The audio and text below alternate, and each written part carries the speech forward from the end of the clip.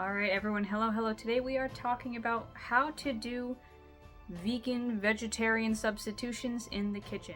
By the way, if you want to see these videos 2 weeks earlier, consider subscribing to my Patreon, where you not only get all these videos, but also recipe cards, specific deity profiles, and lots of other interesting things to look at. Video tiers start at $10 a month, so definitely consider checking it out.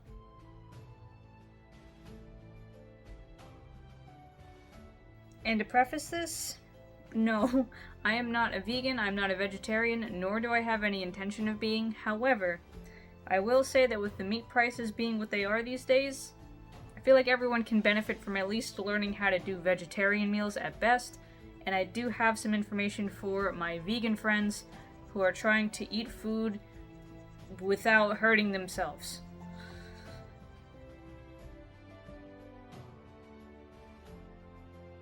And honestly, if we look back at the food of our ancestors, you'll actually find that not a lot of it was meat-based, to be honest. You know why? Because meat was pretty expensive. Meat was very expensive to raise. It was oftentimes forbidden to hunt because, you know, if you think about any of the old stories of people getting in trouble for hunting the king's deer or some nonsense, there were a lot of royal lands that you weren't allowed to hunt in. So people really only had the option of like trapping small game like rabbits or maybe fishing, or raising small things like chickens that weren't super expensive in resources to, you know, maintain. Cows and pigs, these required a lot of land and material that people just didn't really have.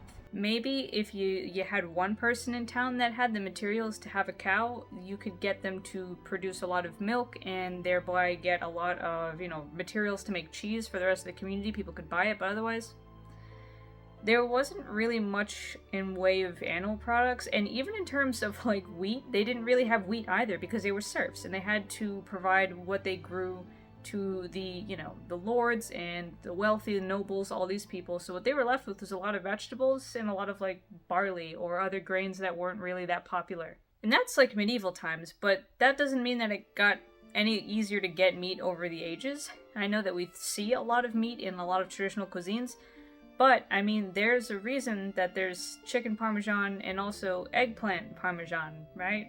And even just listening to my mom, who grew up in Slovenia and who spent a lot of time on, you know, her grandmother's farm out there in very rural Slovenia, like at the foot of the mountains of the Austrian border, there really just wasn't a lot. It's called poor man's food for a reason, the kind of stuff they ate, right? And a lot of it was bread, a lot of butter. At that point, in the 1960s, 70s, they did have access to butter, but there was a lot of butter, jams, breads, milk rice. There was, you know, a lot of cabbage, pickled foods. There was a lot of vegetables or things they could grow because they were on a farm.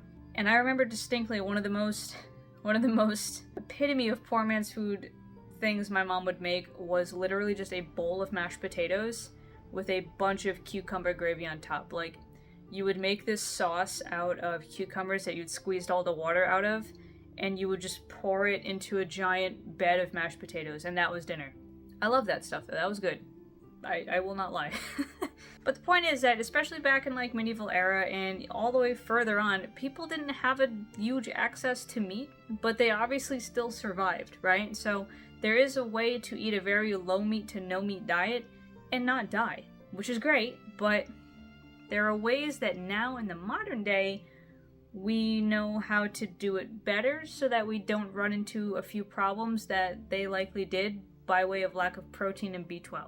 So let's talk about it.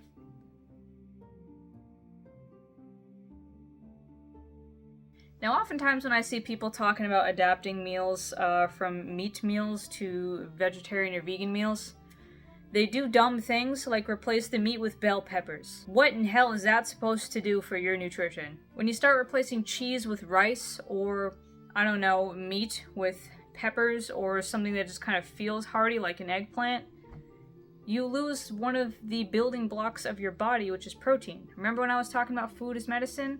Yeah, you need carbs, fat, and protein, and there are vegan sources of protein, but a lot of these meals seem to just skip them entirely or think that they're optional or something. No, they are not. Because if you understand what protein is, you understand why it's so important, right? Proteins are made up of amino acids. Then there are 11 amino acids that we can make ourselves as people. There are 9 amino acids, however, that we need to get from our food. Those are essential amino acids. And animal products, meat, eggs, dairy, those have all of those amino acids that we need to make proteins. They have them all. So that's why they are really good for you. It's really good to be eating animal products for your health. However, there are, of course, other vegan sources of protein that do have them, but they never really have all of them, right? You have to kind of match them together and pair foods together. So if you're going to have, say, beans, you might want to pair it with something like rice or something that matches up those amino acids that it's missing. When you don't have enough protein in your diet, you can get struck with anemia, with muscle deterioration, with a kind of edema that has fluid just gathering in your feet and in your ankles. It also slows growth in children. So if you are feeding your kids a vegan diet, please make sure there's enough protein in it. And on top of that, when you have vegan meals that get translated into or from meat meals, a lot of them don't make any sense. I saw someone trying to make a vegan mac and cheese by making this weird carrot sauce with nutritional yeast. No, that definitely doesn't taste like cheese. No, don't do things like that. That's silly. There's no reason for it, especially when there are so many ways to make vegan food that is so good, right? And so some sources of vegan protein include, legumes like beans, peas, lentils. That's all great stuff. There's nuts, there's soy products and, those soy milks. There's tofu and tempeh. There's seitan, which is kind of I don't know if you guys remember that TikTok fad where people were making this weird protein lump out of water and flour. It's literally if you made a dough for bread and then just kept washing it until all of the actual flour part went away and there was just the gluten protein left. That's seitan. And of course, there are some vegetables that are pretty high in protein too, like spinach and broccoli.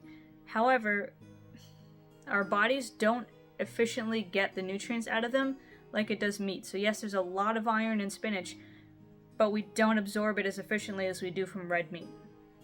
That's just the reality. I know, if you're trying to be vegan for ideological reasons, that's great, but this is the reality of the situation. So take that into account when you design your meals, is all I'm saying. Now, another part of vegan meals that goes wrong, again, is that vitamin B12 I was talking about. And not all of the protein sources that I just listed have vitamin B12 in them. Beans, they don't have any vitamin B12. That's a problem. Vitamin B12 is the thing that makes your nervous system healthy and that, gets your blood cells able to bring oxygen to the rest of your body.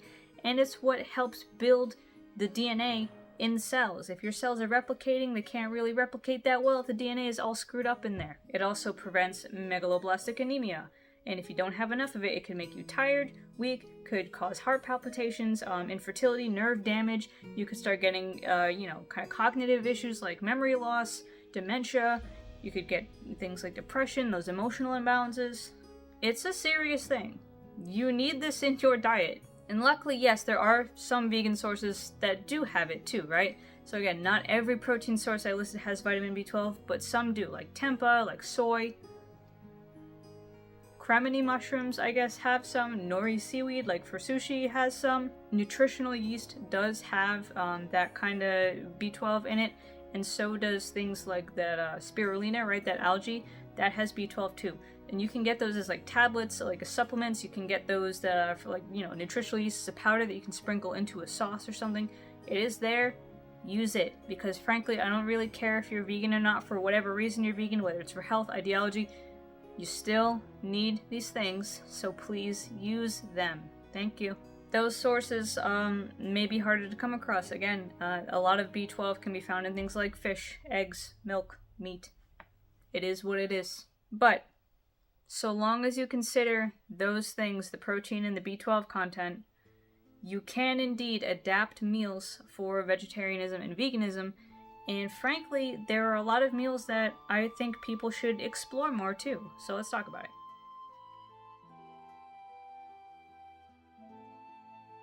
So first things first, if you've ever seen any of the meals that I make, a lot of them are one pot and a lot of them are super adaptable for vegan meals. For instance, my homemade chili, all you have to do is take the meat out. There's still plenty of beans in it, and you can even add more beans if you like, or lentils. Goulash, actually this one's really funny because I do have a recipe book that has a recipe for both the pork goulash, or beef goulash, and also potato goulash. Remember what I was saying in the beginning of this when people didn't have a lot of money for meat, both back in the day and even in more modern times? My mom told me that they didn't have money for beef all the time or pork all the time, and so potato goulash would be on the table. Potatoes are really nice and chunky and hearty, and so they can kind of mimic that feeling of, meat, or if you're not looking for meat, they can still give you something filling. They're really, really filling, and they're really good for you. Sprinkle a little nutritional yeast in there or something, or, take a couple supplements, and there you go. In other meals, of course, they already come vegan, right? So this is what I was saying about. There are some foods that they kind of already come that way because there are certain cultures and certain styles of food that are very much based around a plant-based diet. My biggest one I can think of is Indian food. So one time, right, for Lent, because we can't eat any meat on Fridays during Lent, I went out to a restaurant, an Indian restaurant, and I got a really delicious bowl of chickpea masala. Nice big pile of rice, chickpeas, which are legumes, so they do have some protein content in them. Perfect. Delicious. It was so good because of the spices, right? You can get a lot of different vitamins and minerals through spices and stuff. All in one nice little bowl. Intended to be that way. Delicious. Wonderful. But then there are other meals that require some kind of solid object or some kind of texture. And there are a few vegan hacks for that are really interesting. So there was one salad that back when I had my old job was really, really good by the local town. It was a vegan salad. I wasn't eating it to be vegan, but it was just good, right? It was a roasted portobello salad, so it had these two, those big caps of portobello mushrooms, had two of those kind of sliced up, and it almost felt like eating steak because mushrooms are very hearty, they're very full of flavor, they're really, really good, and they can really up that, that savory kind of umami flavor in a dish without having to actually add meat to anything. So mushrooms are absolutely your best friend, and you can definitely treat them like a bit of a steak if you leave them whole, or you can mince them up and combine them with black beans to make those bean burgers. Yes, there's a lot of vegan food that is really, really good. Really good. And of course, if you go to the grocery store, you'll also find all kinds of fake meat now. You can get vegan sausages or vegan meat crumbles or anything like that. And those things you can also just use where you would use ground beef, where you would use regular sausages, right? If you're looking at my sausage and pepper meal, use a vegan sausage instead. If you're looking at any of my meals that use ground beef, like spaghetti, throw some vegan beef crumbles in there. With noodles, it's also pretty easy, right? You can get rice noodles or vermicelli or anything else that just skips that egg, right? So you don't need to have the egg to make the noodles. I personally really like to use lentil noodles, even though I already put meat in my dishes, but I work out, so I need a lot of protein, so I will use lentil noodles, right? That don't have any egg in them, nothing. They're literally just red lentils and water in the noodles. If you're making something like regular spaghetti that doesn't have any meat in it, get yourself some lentil pasta. It's really good, and it gives you the protein boost that you're looking for. And we went over substitutions already, but I mean, if you like baking, getting rid of the egg in certain meals really isn't that difficult. And a lot of things like bread are already vegan. Bread is yeast, water, flour, salt. That is very vegetarian and vegan all on its own. And remember when I was talking about seitan with the, kind of bread lump, that TikTok chicken bread lump thing that people were doing? Yeah. This is another place where that shines, because you can kind of grill that and then you can pull it apart like pulled pork almost, and you can cook it, simmer it in a sauce, and it just soaks up the flavor of whatever sauce you're making. So if you're making something that has the same sauce as pork ragu or pulled pork, this is perfect for that. And it's got a lot of protein in it because it's literally what it is the leftover protein, the gluten that holds bread together. If you're gluten-free, that is unfortunate, but there is that thing called jackfruit that people seem to really like to use that has that same kind of meaty texture, but not a very intrusive flavor. So you can still soak it in some kind of sauce. You can make a roast out of it. Sauces are just going to be your best friend when it comes to injecting that extra meaty flavor into something that is not actually meat. And again, look into the foods of other cuisines, because from what I understand, cultures that have tofu as a staple, they don't see tofu as a meat replacement. They just see it as its own thing, right? It's not supposed to replace meat. It's supposed to stand alone as its own item. And there are plenty of ways to explore. Explore Indian food. Explore Korean food or Japanese food. Seaweed and salads. Seaweed as sushi, right? You can get all these different kinds of things. So you can get B12 and protein all wrapped up in one. There are so many ways to make vegetarian and vegan food, just appreciating them for what they are rather than trying to take something like bacon or chicken and recreate it through whatever. And another thing about mushrooms, oh man, I keep seeing those fried oyster mushrooms. They look so good. I bet those are delicious. I don't think obviously they can't replace the protein content of like chicken, so I would pair it with something that has a lot of protein.